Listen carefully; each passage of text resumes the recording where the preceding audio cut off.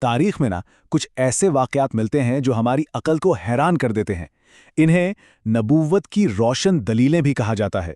تو آج ہم انہی معجزات کی دنیا میں جائیں گے، وہ واقعات جو انسانی سمجھ سے بہت آگے ایک گہری حقیقت کی طرف اشارہ کرتے ہیں۔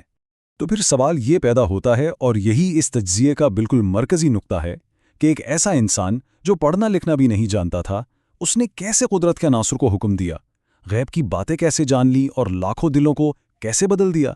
ان سوالوں کا جواب انہی نشانیوں میں چھپا ہے جن پر ہم آج بات کرنے والے ہیں۔ اچھا، اس سوال کا جو پہلا اور سب سے گہرا جواب ہے وہ کسی مادی چیز میں نہیں بلکہ الفاظ میں ہے۔ ہمارا ماخذ ہمیں سب سے پہلے، سب سے بڑے اور ہمیشہ رہنے والے معجزے کی طرف لے جاتا ہے، یعنی قرآن، جو آج بھی ہمارے سامنے موجود ہے۔ اور دیکھیں، یہ صرف ایک کتاب نہیں ہے، یہ ایک کھلا چیلنج ہے۔ قرآن خود کہتا ہے کہ اگر تمہیں اس کلام میں کوئی شک ہے تو اس جیسی صرف ایک صورت بنا کر لے آؤ، لیکن تم ایسا نہیں کر سکو گے اور ہرگز نہیں کر سکو گے۔ یہ زبان کا اور روحانیت کا ایک ایسا چیلنج ہے جس کا آج تک کوئی جواب نہیں دے سکا، اور ماخذ کے مطابق یہی وہ بنیاد ہے جس پر باقی ساری دلیلیں کھڑی ہیں۔ تو قرآن کے بعد آئیے اب ان نشانیوں کی طرف چلتے ہیں جو اس مادی دنیا میں نظر آئیں۔ یہ وہ واقعات تھے جب ایسا لگا کہ فطرت کے قوانین بھی کسی بڑے حکم کے آگے جھک گئے ہیں۔ ذرا اس منظر کو اپنے ذہن میں لائیں۔ 1500 لوگوں کا لشکر ہے، پیاس سے برا حال ہے اور پانی کا نام و نشان نہیں، امید بالکل ختم ہو چکی ہے، اور پھر پیغمبر اپنا ہاتھ ایک خالی برتن میں رکھتے ہیں اور ان کی انگلیوں کے بیچ سے پانی کے چشمے پھوٹ پڑتے ہیں، اور یہ کوئی چند قطرے نہیں تھے، اتنا پانی تھا کہ پورا کا پورا لشکر سیراب ہو گیا، سب نے اپنے برتن بھی بھر لیے۔ یہ صرف ایک معجزہ نہیں تھا، یہ زندگی اور موت کے بیچ کا ایک لمحہ تھا جس نے سب کو ہلا کر رکھ دیا۔ اور یہ اختیار صرف پانی تک ہی نہیں تھا، ماخذ ہمیں بتاتا ہے کہ بے جان چیزیں بھی آپ کی موجودگی میں رد عمل دیتی تھیں۔ جی ہاں، لکڑی اور پتھر جیسی چیزیں۔ اس سلسلے میں ایک بہت ہی جذباتی واقعہ ملتا ہے۔ کھجور کا ایک سوکھا تنا تھا جس سے ٹیک لگا کر پیغمبر خطبہ دیا کرتے تھے۔ جب اس کی جگہ نیا ممبر بنایا گیا تو وہ تنا ایک بچے کی طرح رونے لگا، باقاعدہ سسکیوں کی آوازیں آنے لگیں، اور ماخذ کے مطابق وہ تب تک چپ نہیں ہوا جب تک پیغمبر نے اسے ہاتھ لگا کر تسلی نہیں دی۔ اور پھر یہ تو کمال کی مثال ہے کہ خود زمین بھی حکم مانتی تھی۔ جب احد کا پہاڑ لرزنے لگا تو آپ نے صرف اتنا کہا، احد ٹھہر جا، اور وہ اسی وقت پرسکون ہو گیا، یعنی پہاڑ نے بھی حکم سنا اور مان لیا۔ اچھا، تو یہ تو تھے قدرت پر اختیار کے واقعات۔ اب ہم ان معجزات کی بات کرتے ہیں جو ایک بالکل مختلف طاقت دکھاتے ہیں۔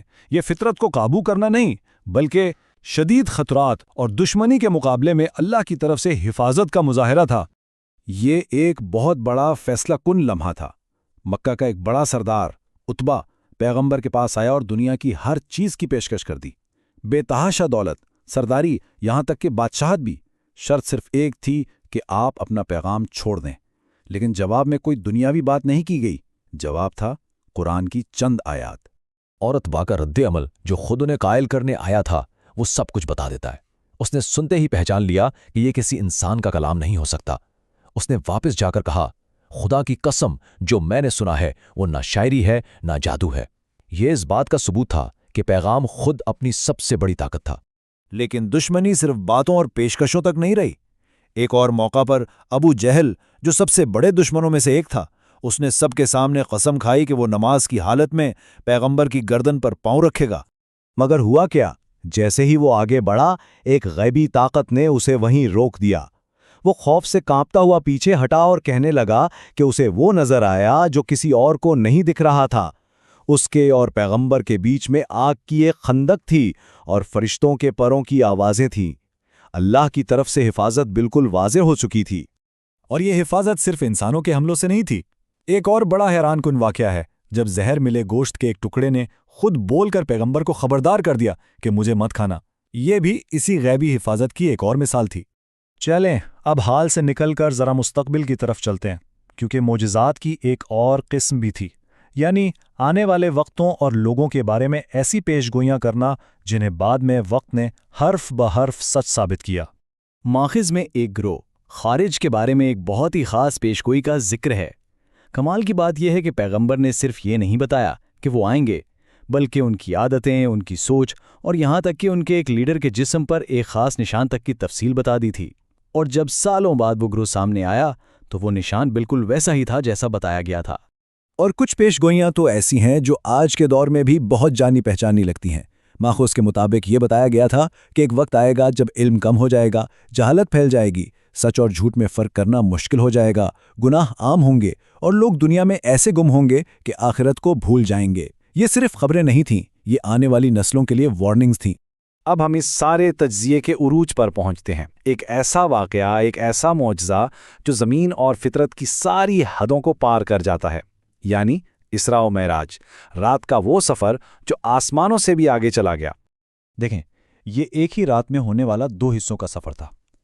پہلا حصہ تھا مکہ سے یروشلم تک کا، ایک ایسا سفر جس میں اس زمانے میں ہفتے لگ جاتے تھے، اور دوسرا حصہ تھا وہاں سے آسمانوں کی بلندیوں کی طرف، ایک ایسا سفر جو انسانی عقل اور فزکس کے سارے قانون سے بالکل ماورا ہے۔